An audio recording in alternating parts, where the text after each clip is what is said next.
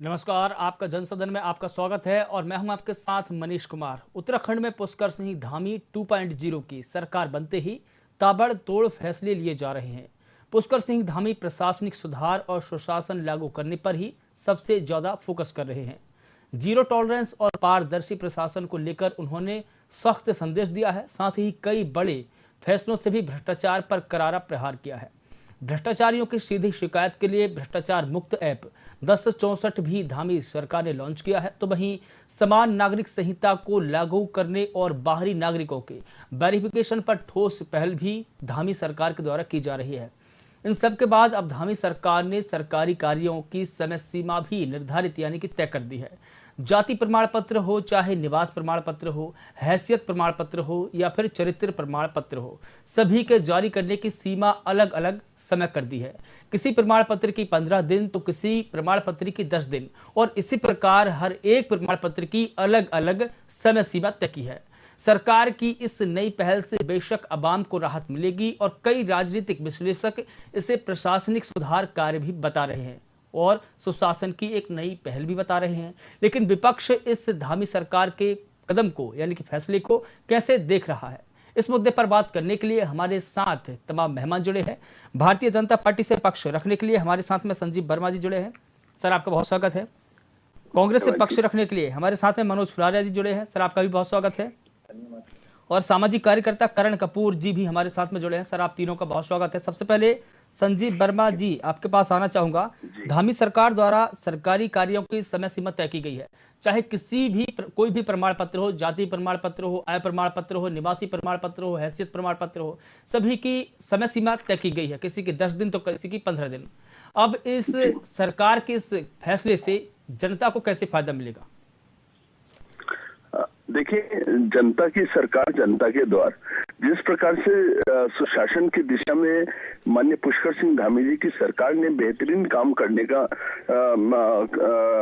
काम किया है और तमाम जनता को जो एक छोटे से छोटे प्रमाण पत्र के लिए कई कई दिनों और महीनों तक कार्यालयों के चक्कर लगाया करते थे और साथ ही ये तमाम विभागों के अंदर एक कांग्रेस के राज में भ्रष्टाचार हुआ करता था और बगैर पैसे लिए और दिए किसी का भी कोई काम नहीं हुआ करता था। उन सब चीजों से निजात पाते हुए, निजात दिलाते हुए जनता को हमारी सरकार के द्वारा तमाम, चाहे जातीय प्रमाण पत्र हो, हैसियत प्रमाण पत्र हो, आधार का मामला हो, निवास प्रमाण पत्र हो, चरित्र प्रमाण पत्र हो, आर्थिक सहायता हो, जी, चरित्र आय प्रमाण पत्र हो, सभी की एक समय सीमा निर्धारित कर दी गई है। अमुक काम 2 दिन के अंदर आपको सर्टिफिकेट मिलेगा, ये काम आपको 5 दिन में मिलेगा, ये 7 दिन में मिलेगा, 10 दिन में मिलेगा। तो कहने का तात्पर्य है हर बिल्कुल टाइम बाउंड हर काम होगा और जनता को किसी प्रकार की कोई दिक्कत ना आने पाए, उसका सरकार ने ठीक है संजीव वर्मा जी, जनता को तो इससे फायदा मिलेगा ही, साफ तौर पर देखा ही जा रहा है। क्योंकि इस काम की पहले कोई समय सीमा नहीं थी, महीना भर भी लग जाते थे, 2 महीने भी लग जाते थे, लेकिन कहीं अधिकारियों पर जिम्मेदारी। संजीव वर्मा जी, दूसरा सवाल उसी से जुड़ा हुआ पूछ रहा हूँ कि कहीं इससे अधिकारी इस काम को लेकर ज्यादा प्रभावित तो नहीं होंगे क्या? अधिकारियों पर काम का लोड तो ज्यादा नहीं हो जाएगा?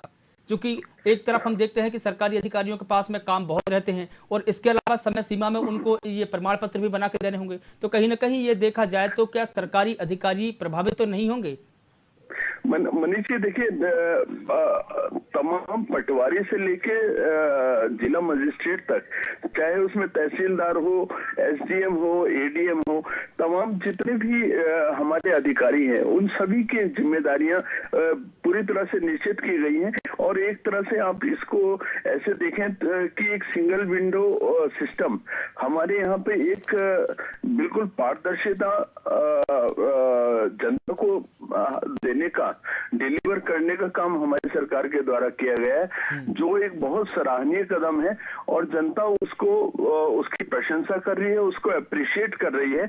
और जिस तरह से इसको हम प्रशासनिक सुधार के रूप में देख सकते हैं और साथ ही एक सुशासन की दिशा में एक ये महत्वपूर्ण कदम है। भ्रष्टाचार मुक्त जीरो टॉलरेंस की सरकार देने का जो भारतीय जनता पार्टी का वायदा था, उसको हम अक्षरशः पूर्ण कर रहे हैं। दृष्टि पत्र में हमने जितने जनता के साथ वायदे किए थे, भ्रष्टाचार मुक्त होगा या नहीं होगा ये तो धामी जी ने नहीं कहा कि इससे भ्रष्टाचार मुक्त होगा, क्योंकि हर एक प्रमाण पत्र बनने के कुछ न कुछ अधिकारी तो ले ही लेते हैं। संजीव वर्मा जी। सर मनीष जी, देखिए, जब एक चीज का टाइम फ्रेम निश्चित कर दिया जाता है और कि आपको फलाना सर्टिफिकेट इतने समय के अंदर देना ही, जिम्मेदारी निश्चित हो जाती है।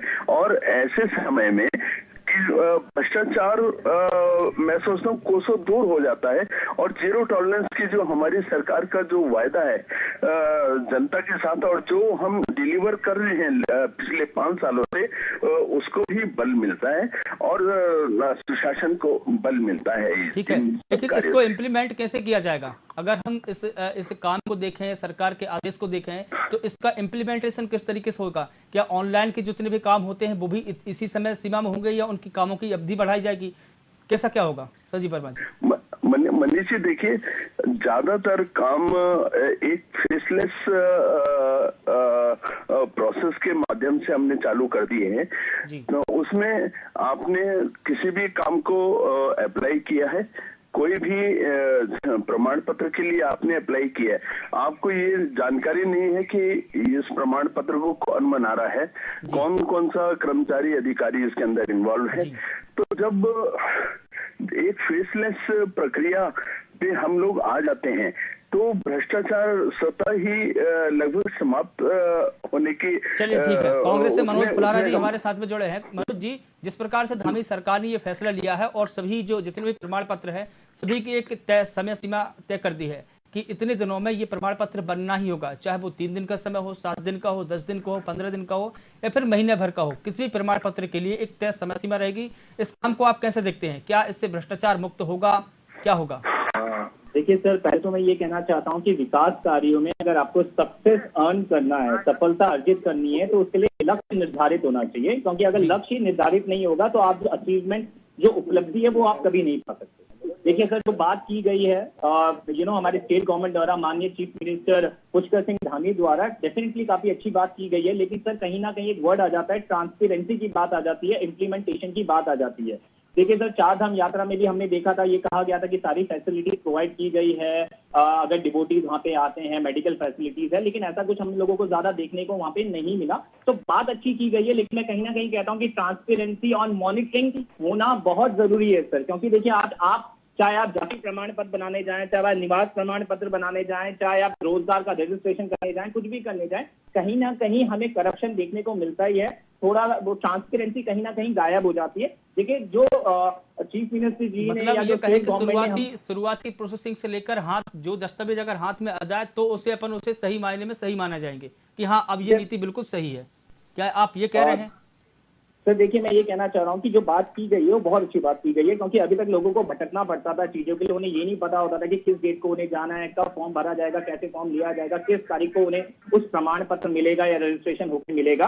बट अब वो डेट सीमित हो गई है, तो दे नोज एवरीथिंग कि भैया हाँ इस दिन हमें ये चीजें मिल जाएंगी। बट मैं बार बार वही कहता हूँ, transparency is one of the most important thing, क्योंकि उत्तराखंड की गवर्नमेंट जब आई, क्योंकि वो आदर्श प्रदेश की बात करती है, 2025 तक हम आदर्श प्रदेश बना के देंगे, जीरो टॉलरेंस की बात करती है। जीरो टॉलरेंस का मतलब आप भी समझते हैं, मैं भी समझता हूं, और हम ये भी समझते हैं कि जब हम किसी प्रमाण पत्र को बनाते हैं तो what kind of difficulty a normal people will face. कहीं ना कहीं उसको जो प्रॉब्लम फेस करने को मिलती है वो नहीं होनी चाहिए, वो कम से कम होनी चाहिए।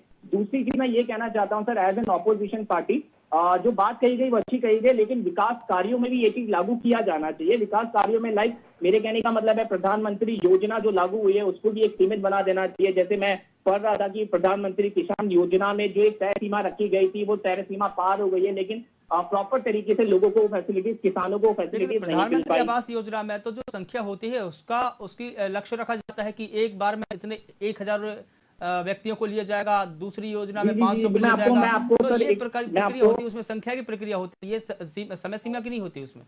सर मैं एक प्रॉपर जो एग्जांपल देता हितग्राही हूँ है आपको उसे संख्या के रिसेंटली। आधार पर गिना जाता है प्रधानमंत्री आवास योजना में, न कि समय सीमा के देखिए आधार पर।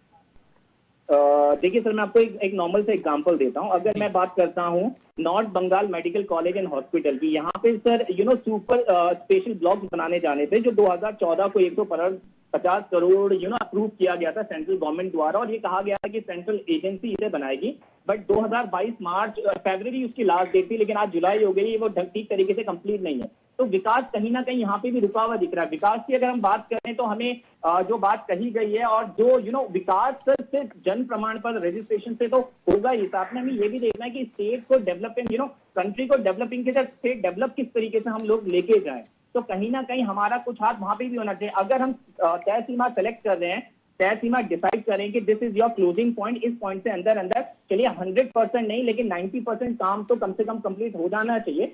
वो जो देखिए सर, जो उसके बाद ही तो चीजें हमें दिखाई देंगी ना, तभी तो इंसान जज कर पाएगा कि हाँ, अगर we have to develop a flyover और ये उसकी तय सीमा थी और इस टाइम पे वो बन पाया, तो जज कर पाएगा कि क्या डेवलपमेंट हो रहा है स्टेट में या नहीं हो पा रहा है। तो सारी चीज में लागू होना चाहिए। बात अच्छी की गई है sir, no doubt. Being an opposition we definitely agree, but monitoring transparency होना बहुत जरूरी है। जी ठीक है, करण कपूर जी आपके पास आना चाहूंगा, क्योंकि आप एक सामाजिक कार्यकर्ता हैं। इसका सामाजिक दृष्टिकोण क्या हो सकता है? ये जो सरकार ने फैसला लिया है, उन्होंने कहा है कि एक तय समय सीमा रहेगी, आप किसी भी प्रकार का कोई भी सर्टिफिकेट यानी कि प्रमाण पत्र बनवाइए। अधिकारी को एक समय सीमा दी गई है कि इतने दिन के अंदर आपको ये सर्टिफिकेट बना करके जो हितग्राही है, जो अवाम है, उनके हाथों में देना ही पड़ेगा। इसका सामाजिक नजरिया क्या हो सकता है?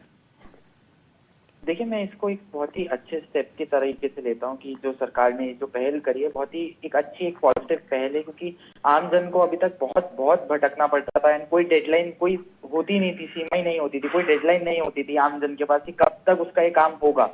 जो अब ये कार्य ये जो इन्होंने दिन जो है डिसाइड कर दिए हैं, तो इससे अगर मैं कभी या कोई और कोई एक अपना सर्टिफिकेट बनवाने जा रहा है, तो हमें पता रहेगा कि हमारा 10 दिन के अंदर अंदर आ जाएगा या हमारा 15 दिन के अंदर आ जाएगा। अभी तक एक बहुत अनसर्टेनिटी रहती थी, एंड इसी अनसर्टेनिटी का फायदा उठाकर जो लोग रहते भी थे, जिन लोगों की ड्यूटीज रहती थी, उसमें काफी लोग करप्शन को अपना मीडियम भी बना लेते थे, क्योंकि कोई सीमा तय नहीं होती थी, कोई रिस्पॉन्सिबिलिटी नहीं होती थी। This is a welcome step.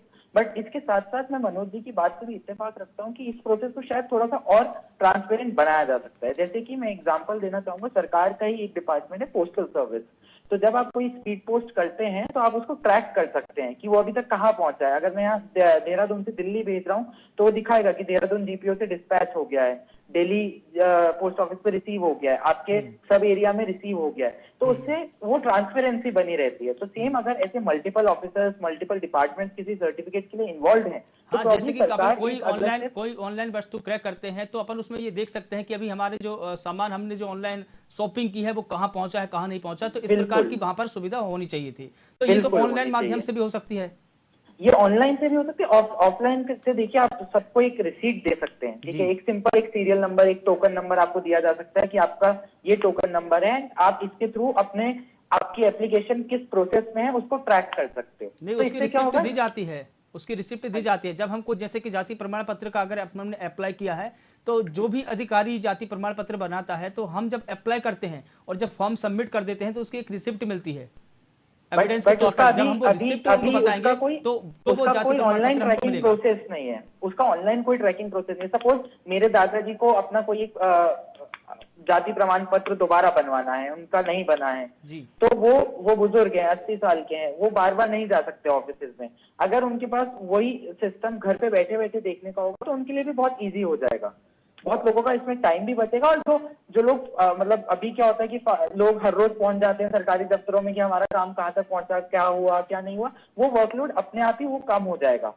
तो ये एक चीज कर सकते हैं। दूसरी चीज जो अगेन मनोज जी उठा रहे थे कि कैसे अभी भी करप्शन होता आया है, एंड संजीव जी ने जैसा बोला कि करप्शन को कम करने के लिए पहले, तो इसके साथ साथ एक और चीज जो सरकार कर सकती है, अगेन ये मेरा सजेशन है बीइंग सोशल एक्टिविस्ट, कि आप एक कंप्लेंट फोरम जरूर बनाइएगा, ताकि अगर इससे रिलेटेड कुछ पब्लिक को कंप्लेंट भी होती है, तो वो सही तरीके से उनका निवारण किया जा सकता है। ठीक है संजीव तो ये वर्मा दो जी, चीजें संजीव वर्मा जी, हैं। ये जो सरकार ने घोषणा की है, इसमें भ्रष्टाचार की क्या गारंटी की गई है?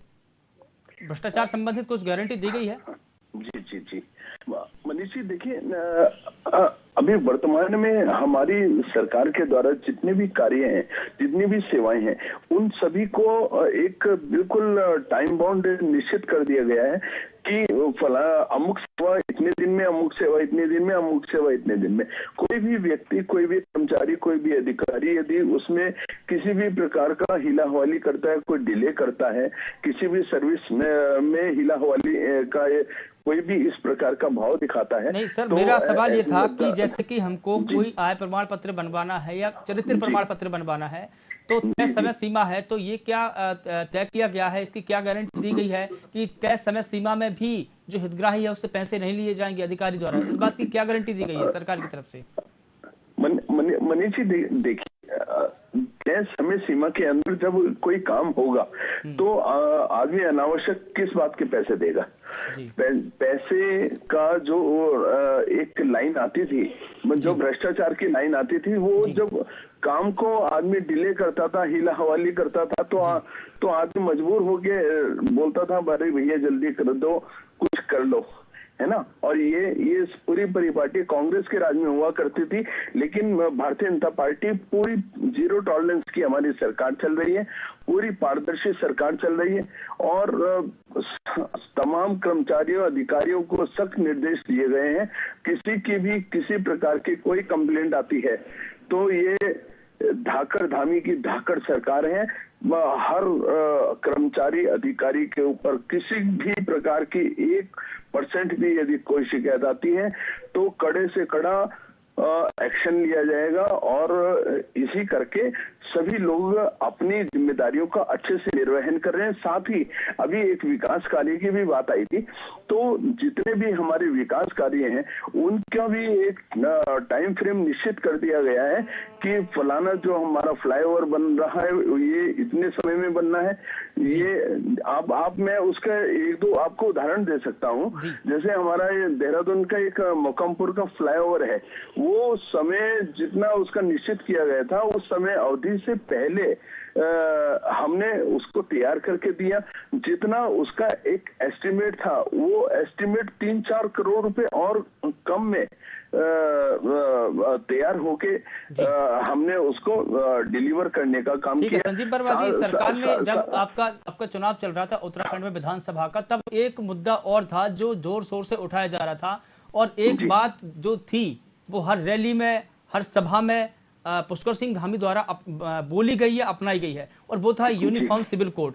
उसका इस वक्त अपडेशन क्या है, क्या प्रोसेसिंग है उसकी, और कब तक ये जमीन पर उतरकर लागू हो जाएगा?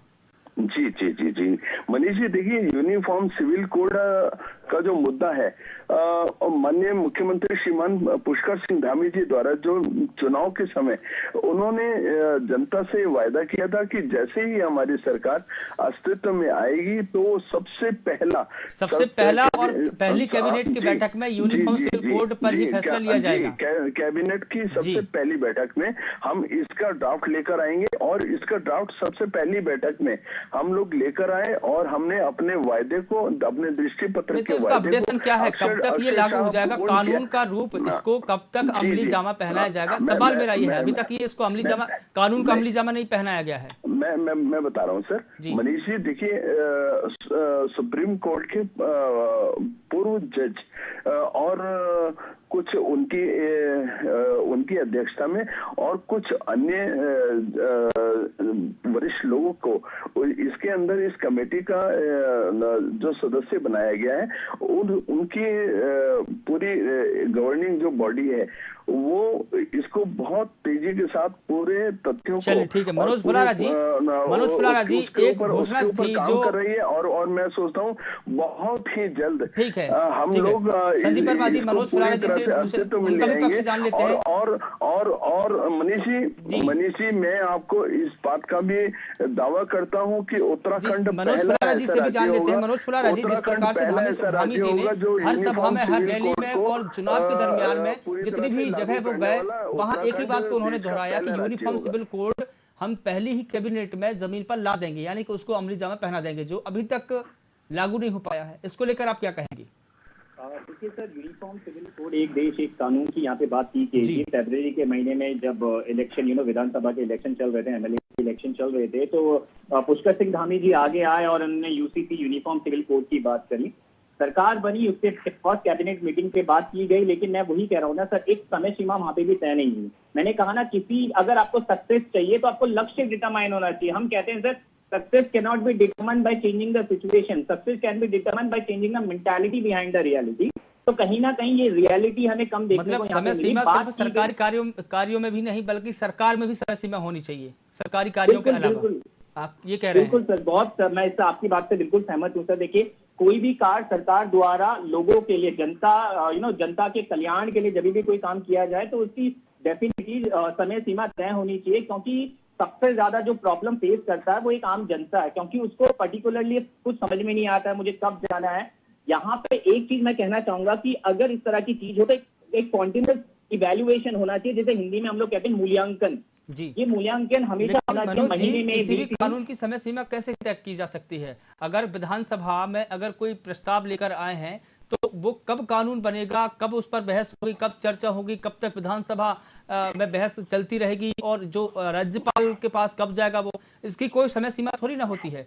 राज्यपाल कब उसको एक्सेप्ट करते हैं, कब उस पर साइन करते हैं, ये तो वो उसकी जो पूरी प्रक्रिया है उसमें काफी समय लग जाता है। तो इसको कैसे समय सीमा में बांधा जाए, कानून बनाने की प्रक्रिया को?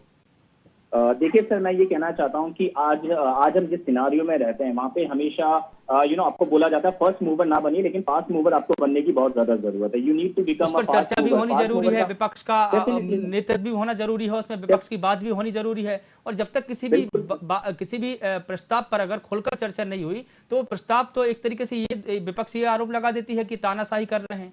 सर देखिए, यूनिफॉर्म सिविल कोड का कांग्रेस ने भी कभी सर नकारा नहीं है। मैं आपको बता दूं, आजादी के बाद कांग्रेस की पहली पार्टी थी जिसने यूनिफॉर्म सिविल कोड को सुप्रीम कोर्ट तक लेके गई थी। हालांकि वो लागू नहीं हुआ, लेकिन कांग्रेस पार्टी हमेशा से यूनिफॉर्म सिविल कोड के उस पर थी कि हाँ, इसे लागू किया जाना चाहिए, क्योंकि हर धर्म के अलग अलग लोगों के अपने अपने राइट्स होते हैं, अपने अपने रूल्स होते हैं, जो कहीं ना कहीं एक प्रॉब्लम क्रिएट करते हैं। ऐसा बिल्कुल नहीं है सर। कांग्रेस पार्टी हमेशा से यूनिफॉर्म सिविल कोड के फॉलो में थी कि हाँ, इसे लागू करना चाहिए। बट सर, सवाल यहीं पे है ना कि लागू तो अभी तक नहीं हुआ। जून आ गया है, बोला गया था सबसे पहले लागू किया जाएगा, ड्राफ्ट कमेटी बनाई गई, बट मैं अभी भी कह रहा हूँ कि वो करण कपूर जी, 30 सेकंड में आप अपनी बात रखिएगा क्योंकि समय का अभाव है। करण कपूर जी, यूनिफॉर्म सिविल कोड पर आप कुछ बात रखना चाहते हैं?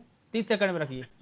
यूनिफॉर्म सिविल कोड ऑब्वियसली एक मतलब बीइंग अ सिंगल कंट्री, जब हम एक ही कंट्री को रिप्रेजेंट कर रहे हैं तो यूनिफॉर्म सिविल कोड एक बहुत ही इंपॉर्टेंट चीज है जो लागू होना चाहिए। But at the same time उसके अपने कॉम्प्लिकेशंस होंगे, जिसके लिए सरकार एंड ऑपोजिशन दोनों को आई गेस साथ में काम करना होगा। और साथ ही साथ सरकार से ये दरख्वास्त रहेगी कि समाज के हर कोने को, हर एक नागरिक का जो रिप्रेजेंटेशन हो सके वहां पर, उनको भी इन्वॉल्व करिए।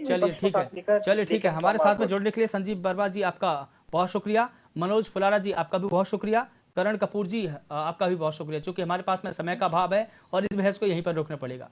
तो धामी सरकार 2.0 की सरकार बनते ही मुख्यमंत्री पुष्कर सिंह धामी ने कई बड़े और कड़े फैसले लिए हैं, जैसे कि स्वच्छता कर्मियों का मानदेय बढ़ाना, हिम प्रहरी योजना को जमीन पर उतारना, उत्तराखंड ऑर्गेनिक्स ब्रांड को लेकर पहल करना, महिला सशक्तिकरण और इंटरनेट नेटवर्क पर जोर देना, और इसके अलावा यूनिफॉर्म सिविल कोड को लेकर भी उन्होंने प्रतिबद्धता जताई है। इन तमाम योजनाओं और कामों को लेकर धामी सरकार फिलहाल आगे बढ़ रही है, लेकिन जनता इन सुधार कार्यों को कैसे देख रही है और कैसे परख रही है, ये तो जनता जानती है। फिलहाल आपका इस जनसदन में इतना ही, और मुझे दीजिए इजाजत और आप देखते रहिए VIP न्यूज़।